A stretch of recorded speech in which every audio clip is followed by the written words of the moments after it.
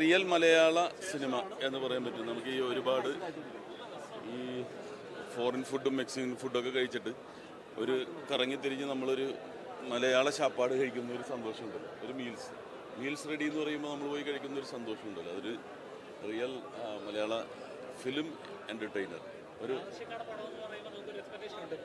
അതിനുള്ള പക്ക കോമഡി അല്ല, ഒരു റിലേഷനും അതിൻ്റെ ഇടയിലൊരു പൊളിറ്റിക്സും കൂടി പറയുന്നുണ്ട്. അത് പറയാതെ പറയുന്ന ഒരു പൊളിറ്റിക്സ് കൂടി ഉണ്ട്. അത് ഇപ്പോഴത്തെ ഒരു സിറ്റുവേഷനാണ് അത് പറയുന്നത്. അത് വളരെ മനോഹരമായിട്ട് അത് ഹ്യൂമറിൽ ചാലിച്ച് പറഞ്ഞിട്ടുണ്ട്. ഒരു പക്ക ഫാമിലി എൻ്റർടൈനറാണ്. എല്ലാ കുടുംബാംഗങ്ങൾക്കും ഒരുമിച്ചിരുന്ന് കാണാൻ പറ്റുന്ന സിനിമയാണ്. വിഷ്ണു പിന്നെ നമ്മുടെ ചങ്കല്ല, വിഷ്ണുവിൻ്റെ ആ ഒരു ലാളിത്യം, അങ്ങനെ ഒരു ഹീറോ മലയാളത്തിലില്ല എന്ന് പറയാൻ പറ്റും. ആ ഒരു സാധാരണ അയൽവക്കത്തെ പയ്യൻ എന്ന് പറഞ്ഞിട്ട് നമുക്ക് കാണാൻ പറ്റുന്ന വളരെ സിമ്പിളായിട്ട് ചെയ്തിട്ടുണ്ട്. ഓവർഡു ആയിട്ട് ആരും ചെയ്തിട്ടില്ല, എല്ലാവരും നന്നായിട്ട് വർക്കൗട്ട്. നല്ല സിറ്റുവേഷൻ ഹ്യൂമറാണ് കംപ്ലീറ്റ് ഉള്ളത്. സ്ലാബ് സ്റ്റിക്ക് വർക്കായിട്ടുണ്ട്. ഇത് നമ്മൾ കണ്ടു പരിചയിച്ച മലയാള സിനിമയുടെ കുറേ കാര്യങ്ങളുണ്ട്, അത് തിരിച്ചു വന്ന പോലെ മതി.